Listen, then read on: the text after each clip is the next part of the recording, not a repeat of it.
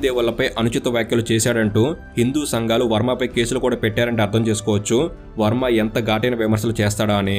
వర్మ తనను తాను ఒక స్వతంత్ర వ్యక్తిగా అభివర్ణించుకుంటూ ఒక అత్యున్నత వ్యక్తిగా భావిస్తుంటాడు.